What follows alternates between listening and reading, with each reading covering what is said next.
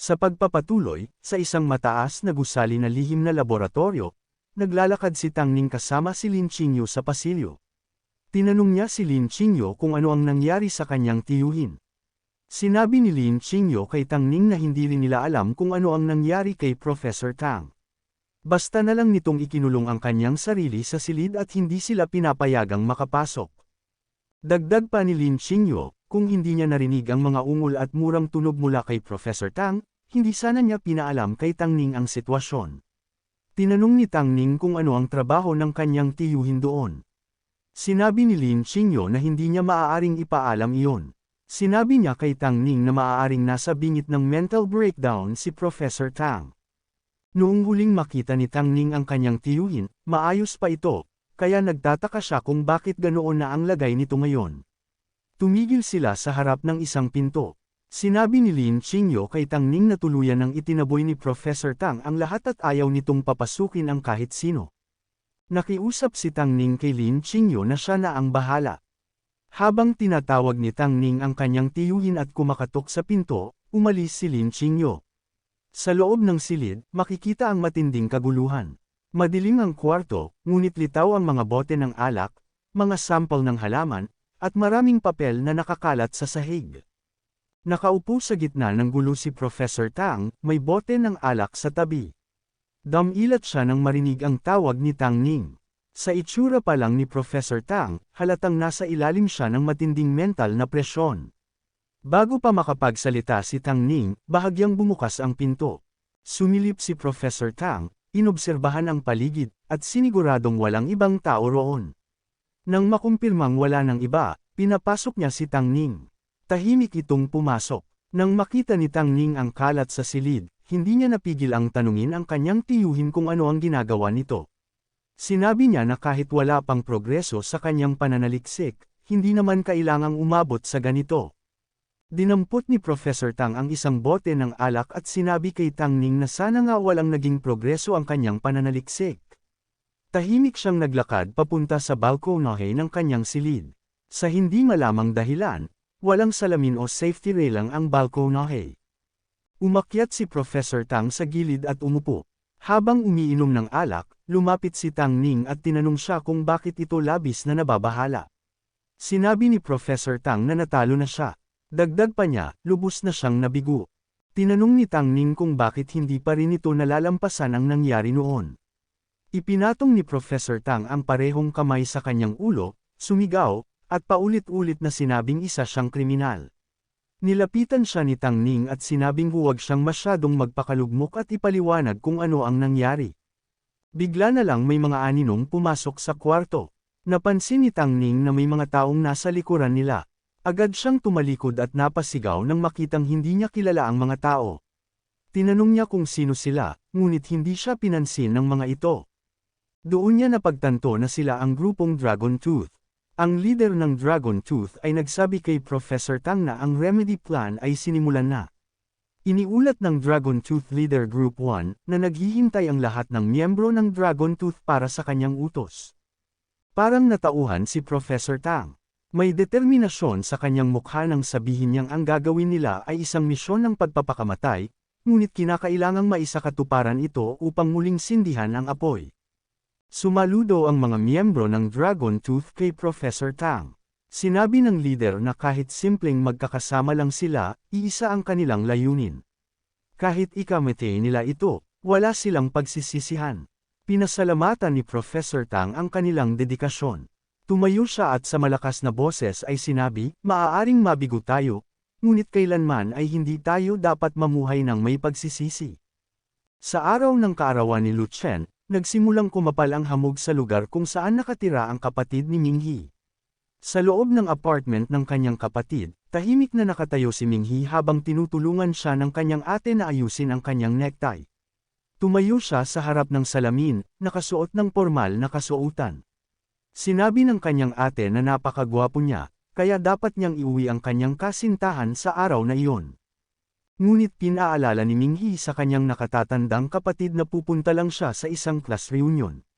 Biglang naging madamdamin ang kanyang ate, at naiyak ito. Sinabi nito na masaya siya dahil lumaki si Minghi ng napakabilis. sa puntong kayanan niyang alagaan ang kanyang sarili. Sinabi ni Ming-Hee na siya ang mas dapat magpasalamat dahil ang kanyang kapatid ang naghirap sa pag-aalaga sa kanya sa lahat ng pagkakataon. Tinanggap ng kanyang ate ang mga salita ni Ming-Hee, pagkatapos ay naglakad papunta sa pintuan. Sinabi niyang kailangan niyang pumasok sa trabaho, kaya si Ming-Hee na ang baalang pumili ng regalo para kay Lu Chen mamaya. Sa masiglang lungsod ng Nando, makikita si Ming-Hee na tumatawid sa pedestrian lane, may dalang dalawang regalo. Nakangiti siya habang tinitingnan ang mga regalong inihanda niya para kay Lu Chen at sa kanyang kapatid. Biglang may narinig siyang pagpreno ng gulong. Ilang sandali pa, nagbanggaan ang dalawang sasakyan sa harap niya. Napakalakas ng salpukan kaya natanggal ang bumper ng isang sasakyan. Nanlaki ang mata ni Ming-Hee habang tinitingnan ang aksidente. Bumalik sa kanyang alaala ang isang trahedya mula sa maraming taon na ang nakalipas. Sa kanyang isip, lumitaw ang imahe ng isang violet na sasakyan na bumangga sa isa pang sasakyan. Parehong sira-sira ang dalawang sasakyan, basag ang mga bintana at windshield, at tumutulo ang mga tangke ng gasolina. Sa loob ng violet na sasakyan ay isang pamilya, ang mga magulang ay tila malubhang nasugatan at nawalan ng malay, habang ang batang nasa likod ay umiiyak habang tinitingnan ng kanyang mga magulang. Bumalik sa realidad si Ming-Hee nang marinig niya ang sigawan ng isang binata at isang lalaking nasa kalagitnaan ng edad. Galit na sumisigaw ang lalaki, tinatanong ang binata kung bakit ito nagmamaneho ng pabaya. Sinisisi naman ng binata ang lalaki dahil hindi nito binuksan ang kanyang headlight sa kabila ng makapal na hamog. Hindi na pinansin ni Ming-Hee ang argumento ng dalawa, at nagpatuloy sa paglalakad. Pagkalipas ng ilang minuto, nakarating siya sa mansyon ni Lu Yi. Hindi na siya nag-aksaya pa ng oras at agad na pinindot ang doorbell. Pagbukas ng pintuan, sinalubong siya ni Lu Chen. Iniabot ni Ming-Hee ang kanyang regalo at binati si Lu Chen ng maligayang kaarawan. Nagpasalamat si Lu Chen at ipinaalam sa kanya na inimbitahan din niya ang ilan sa kanilang mga dating kaklase. Gusto ni Lu Chen na samahan siya ni Ming-Hee sa ikalawang palapag, kung nasaan ang kanilang mga kaklase, ngunit pinigilan siya ni Ming-Hee. Sinabi niya kay Lu Chen na matagal na niyang gustong sabihin ang isang bagay, at kailangan niyang marinig ang sagot nito. Sinabi ni Lu Chen na pag-usapan na lang nila iyon pagkatapos nilang umakyat, ngunit nagpumilit si Ming-Hee na mas mabuting pag-usapan nila ito ng pribado. Bagamat may pag-aatubili, pumayag si Lu Chen. Halatang hindi komportable si Lu Chen, ngunit hindi iyon napansin ni Ming-Hee. Habang kinakabahan, tinanong ni Ming-Hee si Lu Chen kung ibinigay ba nito sa kanya ang isang liham bago siya nawalan ng malay. Mahina siyang sinagot ni Lu Chen na oo. Napansin ni Ming-Hee na namumutla si Lu Chen, kaya tinanong niya kung may sakit ba ito. Sinabi ni Lu Chen na wala naman siyang sakit. Tinanong nito si Ming-Hee kung nabasa ba niya ang liham pagkatapos niyang magising. Ipinaliwanag ni Ming-Hee na nawala ang liham kaya hindi niya nalaman kung ano ang laman nito. Nagulat si Lu Chen, inakala niya noon na nabasa na iyon ni Ming-Hee. Hinawakan ni Ming-Hee ang braso ni Lu Chen at sinabi na iniisip niya iyon nitong mga nakaraang araw. Sinubukan niyang hulaan kung ano ang sagot ni Lu Chen sa liham, kung tinanggihan ba siya nito, sinabing oo sa kanya, o simpleng hiniling na gumaling siya. Ngunit sa huli, sinabi ni Ming-Hee na hindi na mahalaga iyon. Ang mahalaga ay ang kasalukuyan. Sa wakas, tinanong ni Ming-Hee si Lu Chen kung gusto ba nitong makipag-date sa kanya. Namula si Lu Chen at niyakap si Ming-Hee. Habang nasa kanyang mga bisig, sinabi ni Lu Chen na pumayag na siya. Biglang bumukas ang mata ni Lu Chen, tila may naalala. Tinulak niya si Ming-Hee palabas ng mansyon at sinabing kailangan nitong umalis agad. Naguluhan si Ming-Hee sa biglang pagbabago ng ugali ni Lu Chen. Lalo siyang nagtataka nang sabihin ni Lu Chen na nais siyang hulihin ng mga ito. Nang lumingon si Ming-Hee, nakita niya ang mga sundalo na papalapit na. Itinaas ng mga sundalo ang kanilang mga armas at kalasag, malinaw na nag-iingat sila kay Ming-Hee. Habang dumarami ang mga sundalong pumapalibot sa kanya, hindi napigil ang magtanong ni Ming-Hee kung bakit nila siya pinalilibutan. Lumabas si Lu Yi mula sa mansyon at sinabihan si Ming-Hee na huwag nang manlaban. Ipinaalam ni Lu Yi na ayon sa kanilang investigasyon, miyembro si Ming-Hee ng Dragon Tooth, at inutusan sila ng mga nakatataas na hulihin siya. Sinabi ni Ming-Hee na hindi niya maintindihan ang nangyayari at tinanong si Lu Yi kung ano ang lahat ng ito. Sinabi ni Lu Chen kay Lu Yi na nagkakamali ito, at hindi maaaring traidor sa sangkatauhan si Ming He. Sumagot si Lu Yi na yun ang dahilan kung bakit kailangan nilang imbestigahan si Ming He. Lalong nalito si Ming He kung bakit tinatawag siyang traidor, at sinabi niya kay Lu Yi na kahit mahuli siya, kailangan nilang bigyan siya ng malinaw na paliwanag. Tinanong ni Lu Yi si Ming He kung, bilang miyembro ng Dragon Tooth Group, wala ba talaga siyang alam sa mga nangyayari? Sumagot si Ming He na wala siyang ideya at hindi niya kailanman narinig ang tungkol sa Dragon Tooth. Itinuro ni Lu Yi ang telebisyon sa loob ng mansyon at sinabing tingnan iyon ni Ming He. Sa telebisyon, iniulat ng reporter na ang grupong Dragon Tooth mula sa North City ay biglang tumalikod sa sangkatauhan. Pinangungunahan ng North City ni Professor Tang Hang at Dragon Tooth Li Huang ang grupo, na tinawag na Heavenly Sovereignty Organization ng mga eksperto. Ayon sa ulat, ang grupo ay nagplano at sinimulan ang pagsakop sa Heavenly Scripture Mountain. Ipinaalam ng reporter na inilagay na sa lockdown ang bundok ng mga espesyal na puwersa ng North City. Malaki na rin ang kanilang naging pagkalugi habang sinusubukang iligtas ang iba. Hindi makapaniwala si Ming He. Hindi niya maisip kung paano nangyari ang lahat ng ito, kung paano naging leader ng Heavenly Sovereignty si Professor Tang. Pinabulaanan niya ang lahat ng narinig at nakita, sinasabing imposibleng maging ganoon ang sitwasyon. Sinabi ni Lu Yi kay Ming He na ang pagpunta nito sa mansyon ay nagpapakita na hindi siya bahagi ng plano upang ipagkanulo ang sangkatauhan. Ngunit ayon sa kanilang investigasyon, sumali si Ming He sa Dragon Tooth isang taon na ang nakararaan at palihim na nagsasagawa ng mga misyon para dito. Hiniling ni Lu Yi kay Ming He na huwag ng manlaban, at iniutos sa mga sundalo na hulihin siya. Ipinaliwanag ni Lu Yi kay Ming He na ang grupo na kinabibilangan niya ay ganap ng tumalikod sa sangkatauhan. Naniniwala si Lu Yi na maaaring naakit si Ming He ng Dragon Tooth at inindoktrina nang hindi nito nalalaman ang buong katotohanan. Gayunpaman, hindi ibig sabihin nito na miyembro si Ming He ng Heavenly Sovereignty Organization. Habang naglalabas ng mapanganib na aura, tinanong ni Ming He si Lu Yi kung inaakusahan ba siyang bahagi ng Heavenly Sovereignty Organization. Sumagot si Lu Yi na mas komplikado ang sitwasyon kaysa sa inaakala ni Ming He, at nakiusap siya na makipagtulungan si Ming He sa kanilang investigasyon. Ipinangako ni Lu Yi na sisiguraduhin ng kanilang nakatataas na maibibigay ang katarungan kay Ming He. Idinagdag pa ni Lu Yi na kung lalaban si Ming He, aaminin itong isa siyang traidor. Nang sinabi ni Ming He na hindi niya kayang pagkatiwalaan ang sinuman sa kanila, sinabi ni Lu Yi na iyon ang dahilan kung bakit kailangan ang kooperasyon ni Ming He.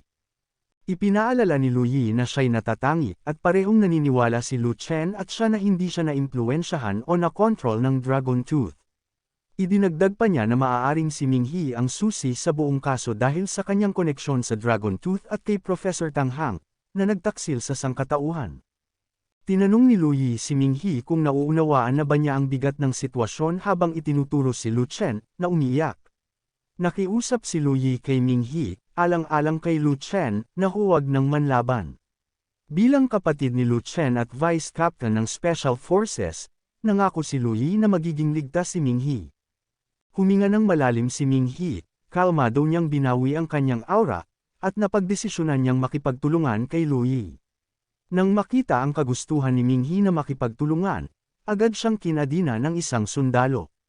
Tinanong ni Lu Chen si Lu Yi kung bakit siya kinadina gayong makikipagtulungan naman siya. Ipinaliwanag ni Lu Yi na nasa sensitibong panahon sila, kaya kailangan nilang mag-ingat. Bagamat sinabihan siyang huwag mag-alala, nagpumilit si Lu Chen na samahan si Ming He. Sa huli, nagpasya si Lu Yi na isama si Lu Chen dahil may ilang bagay din siyang kailangang ipahayag para sa investigasyon. Samantala, sa pangunahing gate ng astronomy team, nagliliparan ang mga drone sa paligid ng gusali. Ang mga sundalo ay nagtago sa likod ng mga sandbag at naghahanda ng kung anong kagamitan.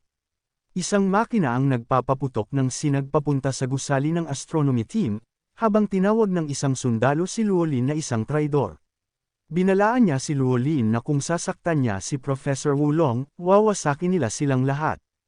Samantala, sa loob ng gusali ng astronomy team, sinabi ni Luolin sa mga miyembro ng Dragon Tooth na magtiis pa dahil kailangan nila ng mas maraming oras. Ang buhay ng mga miyembro ng Dragon Tooth ay nakasalalay dito. Sa parehong oras, sa command center ng Special Forces, sa silid ng interogasyon sa ilalim ng lupa, naiwan si Minghi na mag-isa. Ang kanyang mga kamay ay nakaposas at ang kanyang mga paa ay nakafix sa upuan kung saan siya nakaupo. Tahimik lang siyang naghihintay doon. Nagtanong ang goddess kay Minghi kung posible bang ang grupong sinalihan niya ay hindi talaga Dragon Tooth. Sa kanyang isipan, sinabi ni Minghi sa goddess na hindi siya ang tipo ng tao na mag-aalala sa mga ganitong bagay. Dragon Tooth man o Justice Team, alam niyang wala siyang ginawang masama. Sumang-ayon ang goddess kay Minghi, at sinabi nitong malamang ang problema ay nasa matataas na posisyon ng Dragon Tooth o baka nagkaroon ng hidwaan sa pagitan ng mga tao. Biglang bumukas ang pinto ng silid ng interogasyon. May dalang tambak ng mga dokumento, pumasok si Hong Xiao, ang Vice Captain ng Special Forces, sa silid. Kasunod niya si Lu Yi. Pagkaupo ni Lu Yi, agad na tinanong siya ni Minghi kung nasaan si Lu Chen. Itinuro ni Lu Yi sa kanyang gilid, sinabing naroon si Lu Chen. Diretso sa punto si Hong Xiao. Sinabi niya kay Minghi na may ilang katanungan sila para sa kanya. Tinanong ni Minghi kung maaari bang papasukin si Lu Chen dahil siya lang ang pinagkakatiwalaan niya sa mga oras na iyon. Tumango si Lu Yi bilang pagsang-ayon sa tahimik na tanong ni Hong Xiao. Nang makapasok si Lu Chen sa silid ng interogasyon, agad siyang lumapit kay Minghi at umupo sa tabi niya. Habang iniinteroga si Minghi ni Hong Xiao, binibigyan sila ni Lu Yi ng malamig na titig. Hindi maiwasan ni Lu Chen na umiwas ng tingin dahil sa hiya. Samantala, ipinaliwanag ni Hong Xiao kay Minghi na matapos pag-aralan at unawain ang nangyari sa kanya, ang mga konklusyong nakuha nila ay pabor pa rin sa kanya. Sinabi ni Minghi kay Hong Xiao na hindi pa rin niya nauunawaan ang nangyayari. Inamin ni Hong Xiao na hindi rin nila lubos na nauunawaan ang sitwasyon dahil palagi nilang pinaniniwalaang ang Dragon Tooth Team ang pinakatapat na puwersa ng sangkatauhan. Gayunpaman, malinaw ang katotohanan na nasa harapan nila. Ipinaalam ni Hong Xiao kay Minghi na hindi lang inangkin ng Dragon Tooth Team ang Astronomy Team, sinubukan din nilang patayin ang bayani ng sangkatauhan, si Professor Wulong. Hindi makapagsalita si Minghi sa narinig. Habang binabasa ang ilang dokumento, sinabi ni Hong Xiao kay Minghi na malinis ang kanyang record, kaya naniniwala silang na manipula siya ng Dragon Tooth Group. Umaasa silang maunawaan ni Minghi ang nangyayari. Mariing itinanggi ni Minghi na siya ay nalinlang. Sinabi niya na malinaw ang kanyang isipan ngunit naguguluhan siya sa aktwal na nangyayari. Sinabi ni Hong Xiao na lahat sila ay naguguluhan din. Ipinaalam niya kay Minghi na ang 5 koponan ng Dragon Tooth ay armado at nagbabantay sa Astronomy Mountain. Hindi sila nakikipag-ugnayan sa labas ng mundo, at ang mga negosyador na pinadala sa kanila ay nabiguring makipag-usap. Tinanong ni Minghi si Hong Xiao kung sigurado ba siyang si Professor Tang Hang ang nasa likod ng Dragon Tooth. Sinabi ni Hong Xiao na sigurado sila. Ibinahagi niya na si Minghi ay dapat pamilyar sa kanilang kasalukuyang commander, si Luo Lin, na siyang nagbibigay sa kanya ng mga misyon. Nagulat si Minghi nang malaman na naroon din si Luo Lin. Sinabi ni Hong Xiao na upang maunawaan ang sitwasyon, kailangan nila ng isang tagapamagitan upang makipag-ugnayan sa Dragon Tooth. Naniniwala sila na may mga tulad ni Minghi sa mga traidor, mga taong nalinlang lamang. Kung magiging koneksyon si Minghi sa Dragon Tooth Group, maaaring maipaintindi niya sa mga nakakakilala sa kanya ang kanilang mga pagkakamali, at maayos ng maayos ang kaguluhan. Tinanong ni Minghi kung bakit siya ang napili nilang maging koneksyon. Ipinaliwanag ni Hong Xiao na batay sa kanilang pagsisiyasat, sa loob ng 1 taon at kalahati, matapos ang kanyang paggising mula sa ospital, wala siyang kinalaman sa mga taong iyon. Lahat ng kanyang ginawa sa panahong iyon ay hindi laban sa kanyang kalooban, at nagpakita pa siya ng matinding responsibilidad para sa sangkatauhan. Sinabi ni Luo Yi kay Minghi na naniniwala sila sa kanya. Ipinaliwanag ni Hong Xiao na ito ang dahilan kung bakit kailangan nila siya upang pasukin ang Dragon Tooth Mountain bilang bahagi ng grupo, at lihim na iligtas si Professor Wulong. Kumuha ng mapa si Lu Yi at itinuro ang isang lugar. Ipinaliwanag niya na ang huling natanggap nilang distress call bago maputol ang komunikasyon ay nagmula roon. Sinabi ni Lu Yi na si Professor Wulong ay nasa loob ng isang 6-star venue kasama ang kanyang mga tauhan, at nagtatago sila sa mga nakatagong shelter doon. Natanong ni Minghi ang tungkol sa kalagayan ng mga manggagawa sa astronomy team. Ipinaalam ni Hong Xiao na karamihan sa kanila ay nakatago rin sa mga shelter ng venue. Nakahinga ng maluwag si Minghi. Sinabi ni Hong Xiao na wala ng oras. Ipinaliwanag niya na magsisimula ang Special Forces ng isang frontal assault upang masira ang mga depensa sa harap ng gate. Habang abala ang mga Dragon Tooth, kailangang hanapin ni Minghi si Professor Wulong at dalhin siya sa kaligtasan. Biglang pumasok ang isang sundalo sa silid ng interogasyon at bumulong kay Hong Xiao. Tumayo si Hong Xiao at Luo Yi ng sabay. Sinabi ni Hong Xiao kay Minghi na mayroon siyang 5 minuto upang magpasya kung sasang-ayon siyang sumunod sa kanilang plano. Kailangan niyang pumili kung makikipagtulungan ba siya para sa mas malaking layunin at alisin ang mga hinala laban sa kanya, o maghintay ng formal na paglilitis. Bago umalis, pinaalalahanan ni Luo Yi si Minghi na pag-isipang mabuti ang kanyang desisyon.